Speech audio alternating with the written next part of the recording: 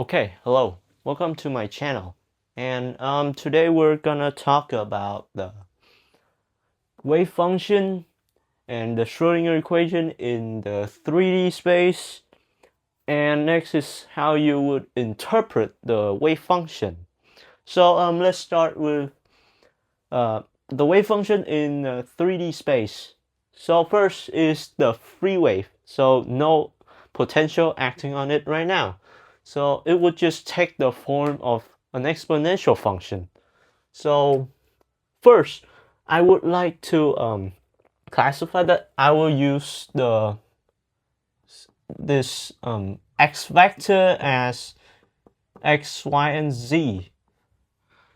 So the free wave would just be the same as the free wave in the 2D space, but this time instead of just x, we would use the x vector to indicate x, y, and z. So xt would equal to e to the I k x vector minus I omega t.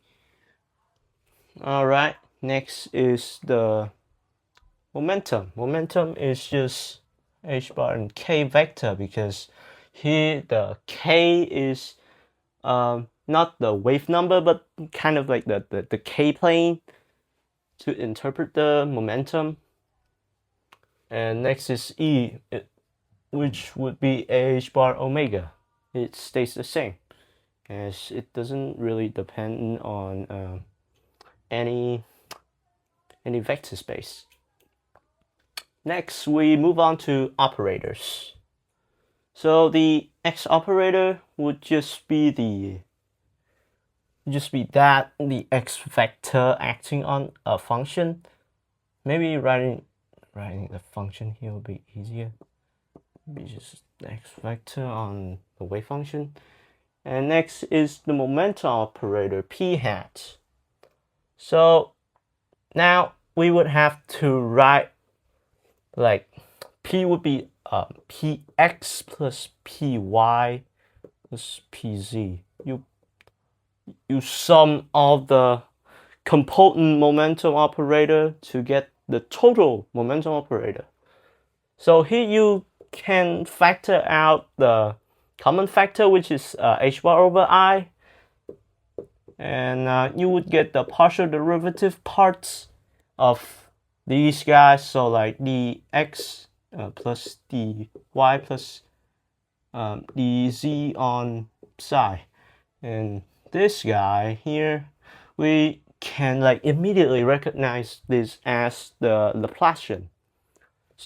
So I will just write it as h bar I Laplacian right here on psi. And next is the Hamiltonian, which is, well, momentum plus the potential. So it'd just be the kinetic. I'm sorry that it's kinetic, not the momentum, which is minus h bar squared over 2m, and the Laplacian square on psi plus the v of x vector and t on psi. That would be our Hamiltonian. So Schrodinger equation, kind of the same as the 2D, just tweak it a little bit. So it would be ih bar d psi dt equal to the h minus h squared over 2m Laplacian plus the potential factor. That is your time-dependent Schrodinger equation in the 3D space. And I think that's it. Oh, we also have the commutation of the x vector and the p, the x and p commutation, as I said before, was a very interesting thing. It is like a commutation of two matrices, but it gives back like a number, so that is very special. And I gave you an example with Pauli matrices, and it gives back a matrix like how it's supposed to be, but this one gives back a number, so it's special. So what is it in 3D space now? In 3D space, it would still be IH bar, but this time we have a factor here called like delta IJ, with I and J on like X and P. This is delta IJ, and this delta IJ means like delta IJ would be equal to 1 if I equal to J, and would be equal to 0 if I is different from J. And this we call the Kronecker delta. It's basically a factor that force I and J to be equal to each other. So that's basically it for the 3D space of the wave function. Next, we would move on to how you would interpret the wave function. So when you have like a wave function in a 3D space, so I would draw a cube here.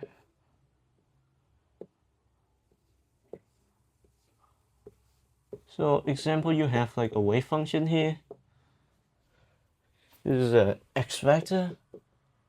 So what the wave function here means is, here is a textbook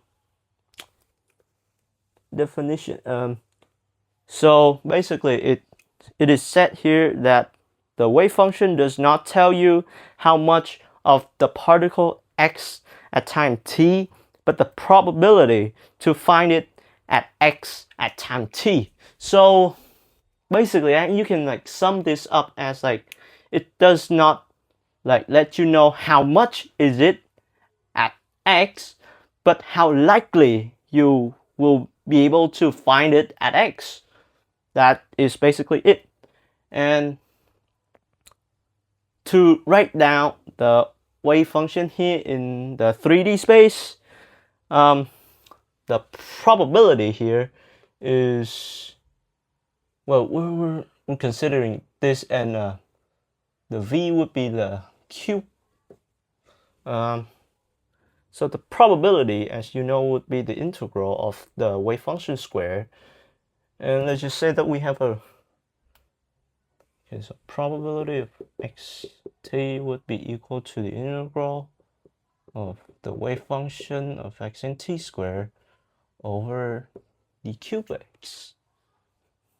So yeah, and that has to be equal to 1 if you know that the wave function is somewhere here.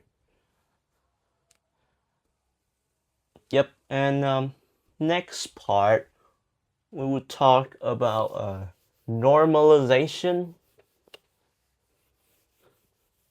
Okay.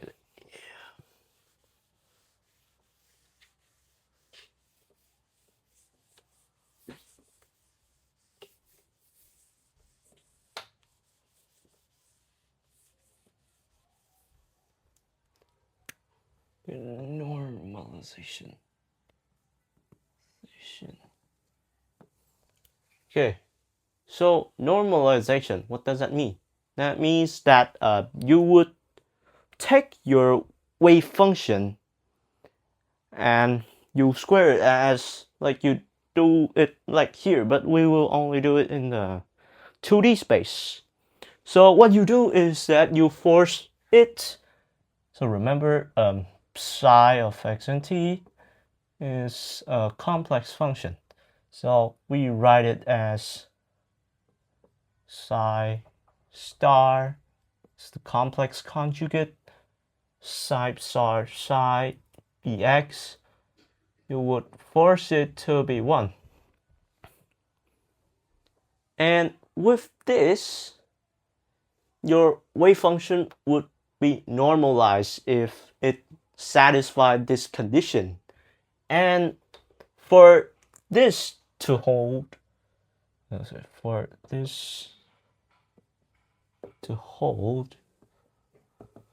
you would need the limit of the wave function at plus minus infinity to be 1.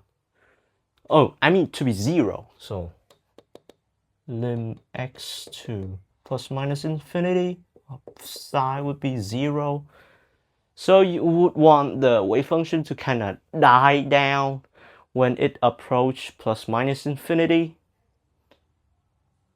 And next is that the limit of x2 plus minus infinity of the derivative of psi over x would be bounded. Just say it would be bounded. Bounded.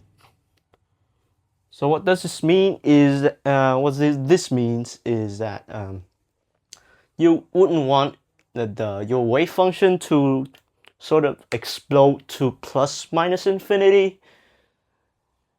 So it's gonna stay calm and normal, and it would behave nicely. So the most prominent example would be a Gaussian in like infinite square well. We will talk about that later.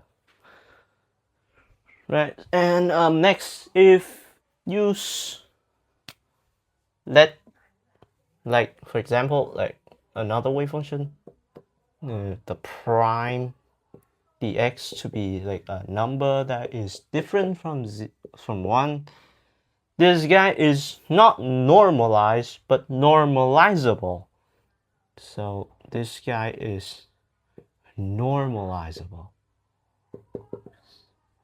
So you can do it, but it's not there yet.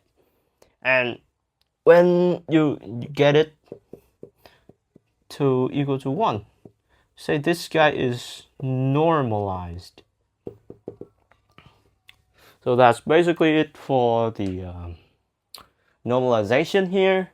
You will have to do this a lot in your classes, I think.